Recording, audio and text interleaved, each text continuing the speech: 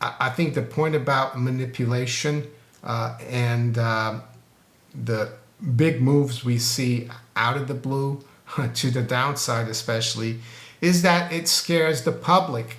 It scares the public into acquiring physical gold and silver. I bet you hundreds of thousands, if not millions of investors yesterday who were considering to acquire, be it paper gold or even real gold, have made their decision not to. And I think it's a huge mistake.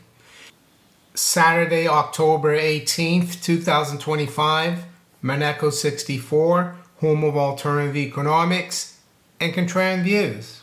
Well, I'm sure a lot of you have some questions about what happened yesterday to the gold and silver price, to the price of the precious metals miners. And we will look at that. But more importantly today, I want to talk about the fact that having physical gold and not GLD or ETFs or even miners to some extent, this is what will give you some degree of sovereignty. That's my opinion. And it's got a lot to do with what happened yesterday. But what we're going to do today is refer back to Congressman Howard Buffett from Nebraska. Yes, he was Warren Buffett's father.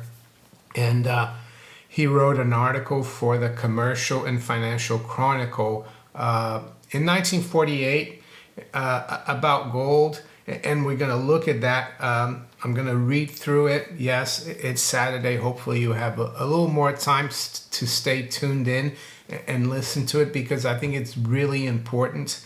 Having gold and silver is not just about making money and getting rich. It's about sovereignty. To me, that's the most important thing. We're going to start with Howard Buffett's article here, and I'm going to put a link to it below in the description. And I recommend you download it and keep it. There's a PDF file. Well, it is a PDF file because it's really important. So let's begin. The title is Human Freedom Rests on Gold Redeemable Money. Is there a connection between human freedom and a gold redeemable money? At first glance, it would seem that money belongs to the world of economics and human freedom, to the political sphere. But when you recall that one of the first moves by Lenin, Mussolini, and Hitler was to outlaw individual ownership of gold, you begin to sense that there may be some connection between money redeemable in gold and the rare prize known as human liberty. Also, when you find that Lenin declared and demonstrated that a sure way to overturn the existing social order and bring about communism was by printing press paper money, then again you are impressed with the possibility of a relationship between a gold-backed money and human freedom. In that case, then certainly you and I as Americans should know the connection. We must find it even if money is a difficult and tricky subject. I suppose that if most people were asked for their views on money, the most universal answer would be that they didn't have enough of it. That's true. In a free country, the monetary unit rests upon a fixed foundation of gold or gold and silver independent of the ruling politicians. Our dollar was that kind of money before 1933. Under that system, paper currency is redeemable for a certain weight of gold at the free option and choice of the holder of paper money.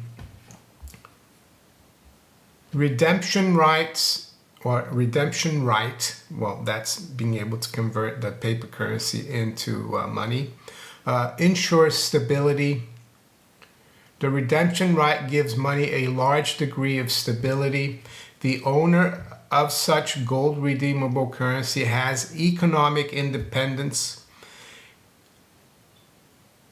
And that's why I said that having gold, even in the current system that we have, where we don't have redemption rights, is really important. It does give you a sliver of independence, more independence than someone who doesn't, in my opinion, because it's much harder for them to come after this than it is for them to go after your investments or your bank accounts. And it also protects you against the debasement of the paper currency. Anyway, he can move around either within or without his country because his money holdings have accepted value everywhere, anywhere, excuse me. For example, I hold here what is called a $20 gold piece. Before 1933, if you possess paper money, you could exchange it at your option for gold coin. This gold coin had a recognizable and definite value all over the world. It does so today.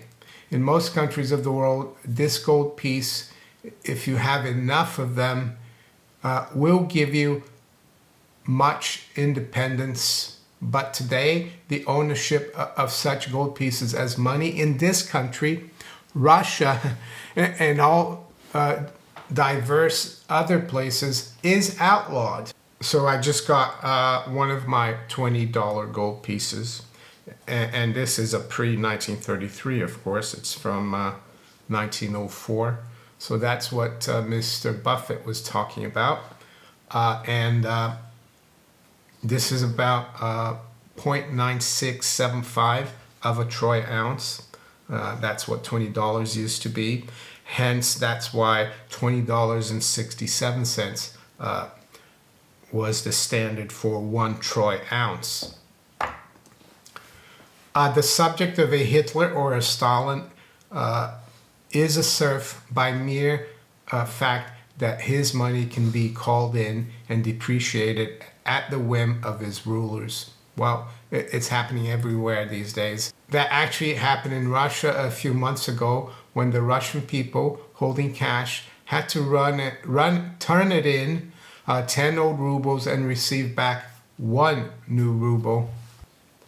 I hold here a small packet of this second kind of money, printing press paper money, technically known as fiat money because its value is arbitrarily fixed by rulers or statute. The amount of this money in numerals is very large. This little packet amounts to 680,000 Chinese currency units. It cost me $5 at regular exchange rates. I understand. I got clipped on the deal. I could have gotten $2.5 million if I had purchased it in the black market, while the official market is controlled by the bankers, right? And the central banks and the government. But you can readily see that this Chinese money, which is a fine grade of paper money, gives the individual who owns it no independence because it has no redemptive value. Under such conditions, the individual citizen is deprived of freedom of movement. Well, and I know they're coming after us in terms of digital ID. European Union now is going to force non-citizens to give their fingerprints when they arrive in Europe, and many other things. Anyway, let's continue. He is prevented from laying away purchasing power for the future. He becomes dependent upon the goodwill of politicians for his daily bread. unless he lives on land that will sustain him, freedom for him does not exist. Well, not all of us, of course, can live on a small or big farm. Especially here in the UK, it's very expensive. But I understand what he means by that, though. You have heard a lot of oratory on inflation from politicians in both parties. Actually, that oratory and the inflation maneuvering around here are mostly sly efforts designed to lay the blame on the other party's doorstep. All our politicians regularly announce their intention to stop inflation. I believe I can show that until they move to restore your right to own gold, that talk is hogwash. And they also lie about inflation these days. Anyway, let's continue. Paper systems end in collapse. Well, and I think we're very close to it in this current dollar-led paper system. But first, let me clear away a bit of underbrush. I will not take time to review the history of paper money experiments. So far as I can discover, paper money systems have always wound up with collapse and economic chaos. Well, that sounds familiar, economic chaos. Here somebody might like to interrupt and ask if we are not now on the gold standard. This is true internationally, but not domestically. Even though there's a lot of gold buried down at Fort Knox, that gold is not subject to demand by American citizens. It could all be shipped out of this country without the people having any chance to prevent it. Well, I think since 1948, it's definitely been shipped out. That is not probable in the near future, for a small trickle of gold is still coming in, but it can happen in the future. The gold is temporarily and theoretically partial security for our paper currency, but in reality it is not. Also, currently, we are enjoying a large surplus in tax revenues, but this happy condition is only a phenomenon of post-war inflation in our global WPA. It cannot be relied upon as an accurate gauge of our financial condition, so we should disregard the current flush treasury in considering this problem. From 1930 to 1946, your government went into the red every year and the debt steadily mounted. Well, it's gotten even worse now, Congressman Buffett. Various plans have been proposed to reverse this spiral of debt. One is that a fixed amount of tax revenue each year would go for debt reduction. Another is that Congress be prohibited by statute from appropriating more than anticipated revenues in peacetime. Still, another is that 10% of the taxes be set aside each year for debt reduction. All of these proposals look good, but they are unrealistic under our paper money system. Yeah, and that's why, politicians keep talking about such measures over the decades, and nothing happens and things get worse because we are in the paper money system. There's no discipline. They will not stand against post-war spending pressures. The accuracy of this conclusion has already been demonstrated. The budget and paper money under the Streamlining Act passed by Congress in 1946, the Senate and the House were required to fix a maximum budget each year. In 1947, the Senate and the House could not reach an agreement on this maximum budget, so that the law was ignored. On March 4th this year, the House and Senate agreed on a budget of $37.5 billion. appropriations already passed or on the docket will most certainly take expenditures past the 40 billion mark. The statute providing for a maximum budget has fallen by the wayside. Even in the first 2 years it has been operating and in a period of prosperity. There's only one way that these spending pressures can be halted, and that is to restore the final decision on public spending to the producers of the nation. The producers of wealth, taxpayers, must regain their right to obtain gold in exchange for the fruits of their labor.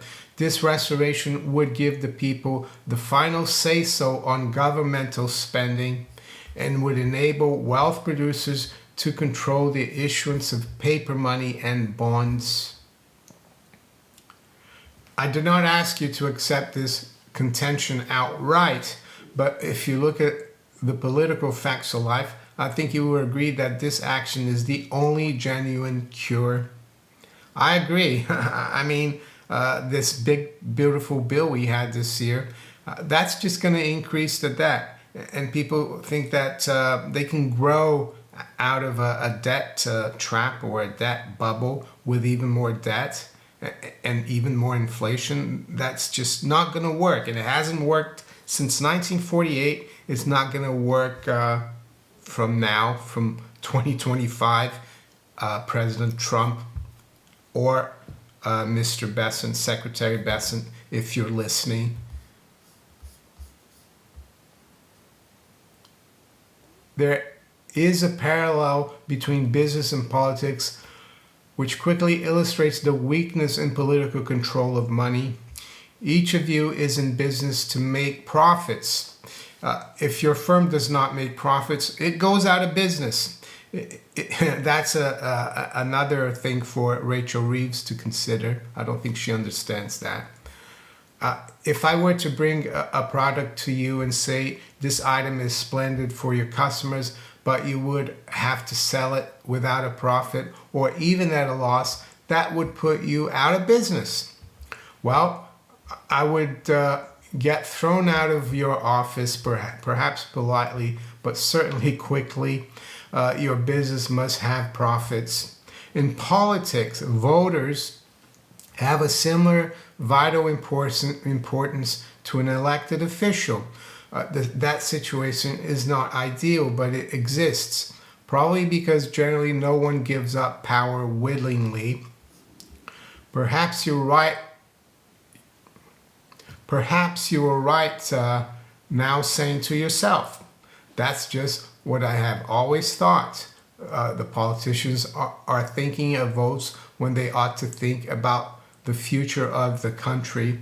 What we need is a Congress with some guts. If we elected a Congress with intestinal fortitude, it would stop spending all right.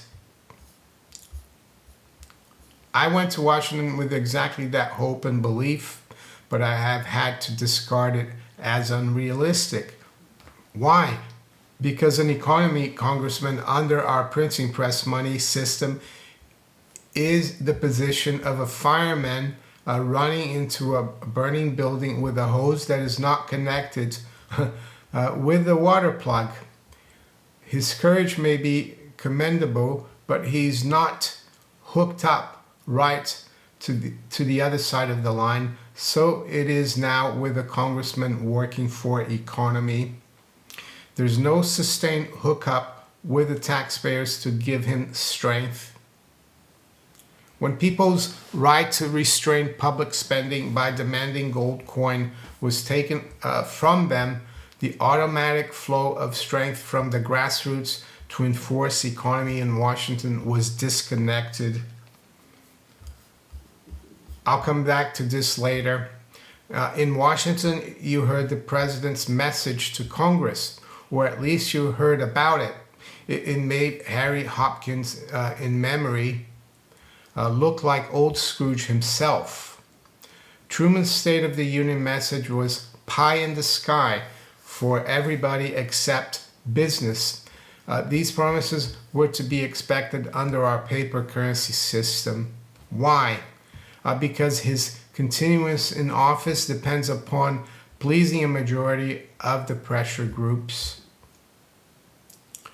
Before you judge him too harshly for that performance, let us speculate on his thinking. Certainly he can persuade himself that the Republicans would do the same thing if they were in power. Already he has characterized our talk of economy as just conversation. To date, we have been proving him right. Neither the President nor the Republican Congress is under real compulsion to cut federal spending, and so neither one does so. And the people are largely helpless, but it was not always this way. Before 1933, the people themselves had an effective way to demand economy. Before 1933, whenever the people became disturbed over federal spending, they could go to the banks, redeem their paper currency in gold, and wait for common sense to return to Washington. Raids on Treasury. That happened on various occasions, and conditions sometimes became strained, but nothing occurred like the ultimate consequences of paper money inflation. Today, Congress is constantly besieged by minority groups seeking benefits from the public treasury. Often these groups control enough votes in many congressional districts to change the outcome of elections. And so congressmen find it difficult to persuade themselves not to give in to pressure groups. With no bad immediate consequences, it becomes expedient to accede to a spending demand. The Treasury is seemingly inexhaustible.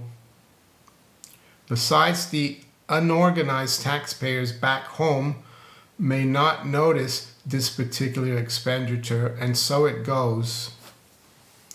Let's take a quick look at just the payroll pressure elements. On June 30th, 1932, there were 2,196,151 people receiving regular monthly checks from the Federal Treasury. On June 30th, 1947, this number had risen to the fantastic total of 14,416,393 persons. Well, that's like 7 times almost. This 4.5 million figure does not include about 2 million receiving either unemployment benefits of soil conservation checks. However, it includes about 2 million GIs getting schooling or on-the-job training. Excluding the total is about 12.5 million, or 500% more than in 1932. If each beneficiary accounted for 4 years, this group would account for 25 million votes, almost by itself, enough votes to win any national election. Beside these direct payroll voters, there are a large number of state, county, and local employees whose compensation is in part comes from federal subsidies and grants and aid. Then there are many other kinds of pressure groups. There are businesses that are being enriched by national defense spending and foreign handouts. These firms, because of the money they can spend on propaganda, may be the most dangerous of all. If the Marshall Plan meant 100 million worth of profitable business for your firm, wouldn't you invest a few thousands or so to successfully propagandize for the Marshall Plan? And if you're a foreign government getting billions, perhaps you could persuade your prospective suppliers here to lend a hand in putting that deal through Congress. Well, think of Netanyahu and Zelensky and many others, right? taxpayer, the forgotten man, well, and woman as well, nowadays. Far away from Congress is the real forgotten man, the taxpayer who foots the bill. He is in a different spot from the tax eater or the business that makes millions from spending schemes. He cannot afford to spend his time trying to oppose federal expenditures.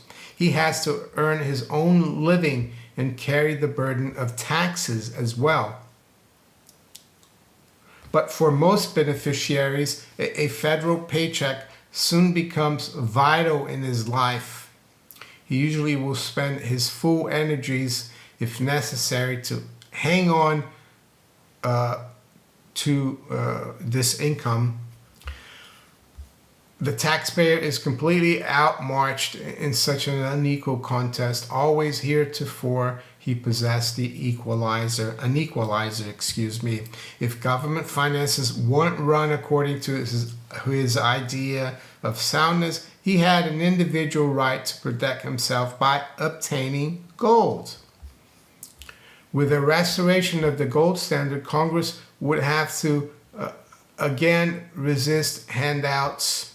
So you can see why very few people in Congress and even here in the UK talk about a gold standard. Politicians, of course, they hate it. That will work this way. If Congress seemed receptive to reckless spending schemes, depositors' demand over the country for gold would soon become serious. That alarm, in turn, would quickly be reflected in the halls of Congress. The legislators would learn from the banks back home and from Treasury officials that confidence in the Treasury was endangered. Congress would be forced to confront spending demands with firmness. The gold standard acted as a silent watchdog to prevent unlimited public spending. I have only briefly outlined the inability of Congress to resist spending pressures during periods of prosperity.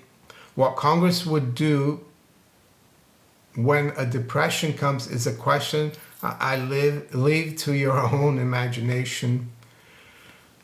I have not time to portray the end of the road of all paper money experiments. It is worse than just high prices that you have heard about. Monetary chaos was followed in Germany by Hitler, in Russia by all-out Bolshevism, and in other nations by more or less tyranny. It can take a nation to communism without external influences.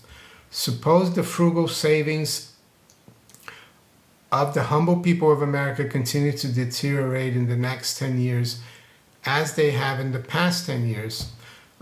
Someday the people will almost certainly flock to a man on horseback who says he will stop inflation by price fixing, wage fixing, and rationing. When currency loses its exchange value, the process of production and distribution is demoralized. Is it any wonder the economies throughout the West are going down the drain? No. Mr. Buffett, he forecasted that. For example, we still have rent fixing and rental housing remains a desperate situation.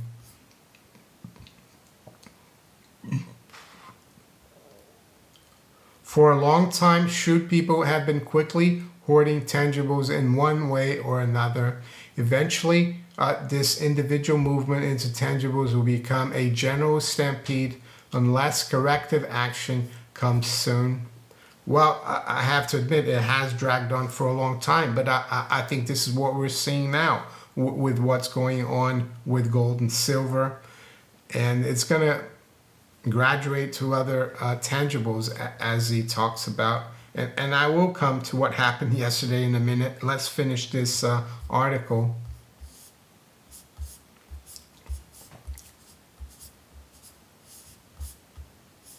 Is time propitious? Most opponents of free coinage of gold admit that restoration is essential, but claim the time is not propitious. Yeah, it's always the same way, right? Some argue that there would be a scramble for gold and our enormous gold reserves would soon be exhausted. Actually, this argument simply points up the case. If there's so little confidence in our currency that restoration of gold coin would cause our gold stocks to disappear, then we must act promptly.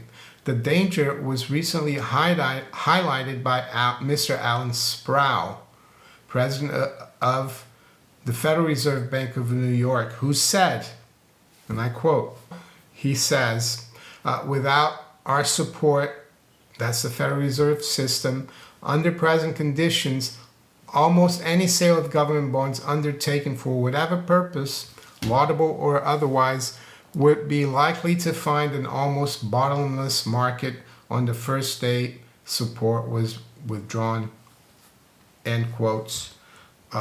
So I think what he said there about the treasury market is going on right now. If there wasn't support behind the scenes or through the back door by the Fed, the bond market would be a bottomless, bottomless market, as Mr. Sprout once said. Our finances will never be brought into order until Congress is compelled to do so. Making our money redeemable in gold will create this compulsion. The paper money disease has been a pleasant habit thus far and will not be dropped voluntarily any more than a dope user will without a struggle give up narcotics. But in each case, the end of the road is not a desirable prospect. I can find no evidence to support a hope that our fiat paper money venture will fare better ultimately than such an experiment in other lands. Because of our economic strength, the paper money disease here may take many years to run its course. But we can be approaching the critical stage.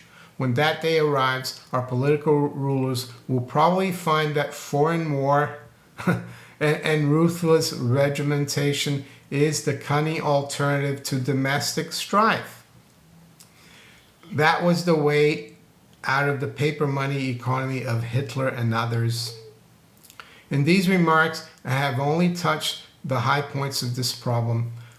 I hope that I have given you enough information to challenge you to make a serious study of it. I warn you that politicians of both parties will oppose the restoration of gold, although they may outwardly seemingly favor it. Think of President Trump. Also, those elements here and abroad who are getting rich from the continued American inflation will oppose a return to sound money. Well, think of the city of London and a lot of other financial centers in the West. You must be prepared to meet their opposition intelligently and vigorously. They have had 15 years of unbroken victory. But unless you're willing to surrender your children and your country to galloping inflation, war, and slavery, then this cause demands your support. For if human liberty is to survive in America, we must win the battle to restore honest money. There's no more important challenge facing us than this issue: the restoration of your freedom to secure gold in exchange for the fruits of your labors. Well, there you go. I think it was a great article. Yes, this was in 1948. Things have gotten really worse, but it shouldn't change. These ideas shouldn't change. They still apply. And when people tell me that stable coins and crypto and tokenization will solve the problems that we have, it's frustrating. Only redeemable currency will solve the problem. And why is that? Well, because we'll be in control of the politicians, not the other way around. And this is not just for the US, it's for the UK here as well. We went off domestic gold standard during World War One. Internationally, it was 1931. But anyway, as I said, this is going to be below in the description, a link to it. So what about the gold market yesterday? Let's come to the gold market. As many of you know, I've been trying to acquire gold and silver as much as possible since 2002. And I worked in the financial markets, in the bond market, and I realized very quickly that there's a lot of shenanigans going on in the gold market. And yes, you might argue, if there's manipulation, how come the price has gone from 250 at the beginning of the century to over 4,000 now? And to some extent, that's a good point. But I think the point about manipulation and the big moves we see out of the blue, to the downside especially, is that it scares the public. It scares the public into acquiring physical gold and silver. I bet you hundreds of thousands, if not millions of investors yesterday who were considering to acquire, be it paper gold or even real gold, have made their decision not to. And I think it's a huge mistake. And I'm going to show you a chart now, a monthly chart of gold going back to 1980. And there's a few reasons why I'm showing you this. The first one is to show you how yesterday's correction doesn't even show up in this chart. Chart still looks very bullish. The second reason is to show you that since I started buying gold in 02, yeah, it's been going up, but there's been a lot of ups and downs, even on a monthly basis. And a lot of times I could see the manipulation, and it was very frustrating, and I used to get very annoyed. But then I used to ask myself, what's the alternative here? To get rid of my real money and allow the bankers to take my savings and do whatever they want with it, lend it to the government so the government can abuse the fiscal situation. And I always came up with the conclusion that I should hold on to it and forget somewhat about the price moves. And the reason why I look at the markets and the price moves is because I enjoy following markets. But if you're not into financial markets, that's probably a good thing if you hold gold, because you forget about it, right? So that's the second point about this chart. So another reason I've become kind of immune to these rates over 20 years is that I know that our central bankers and politicians are going to continue to inflate, because there's no other way around it. Yes, they've been doing it since 1933 in the US and different dates in other countries. But eventually it's all going to end in tears, because as Mr. Buffett there said, paper money regimes always collapse with no exception. So that's my take on yesterday, right? And the same thing goes for silver. Here we go, a monthly chart of silver. And we're actually breaking out here as long as we stay above this line by the end of the month. And even where we are now, above 50 on a closing basis, we're breaking out. So same for silver, of course. And the miners, it's a little different. I mean, they moved a lot yesterday, even though someone noted that the gold price yesterday just went back to where it was the day before, but the miners went down massively. So maybe there's an opportunity there, but it's very different holding miners to holding real money, I would say. And in terms of silver to gold, the silver to gold ratio, which basically is silver as a percentage of the gold price, has broken out. And what it says to me is that silver has so much potential, it's not even funny. Does that mean I'm going to get rid of my gold? No, I'm just saying you might want to think about buying a bit more silver, more affordable as well, if you can get some. Here in the UK, we've had a shortage. Even the Royal Mint doesn't have enough 1 ounce silver Britannias. And I'm going to end here with the Dow Gold ratio, which I touched upon the other day. And despite the drop in gold and the rise in the Dow yesterday, it still looks really precarious, doesn't it? And again, this is a monthly chart, not the daily and even weekly noise, right? So with that, I'm going to wish you all a very good weekend. Take care. Bye.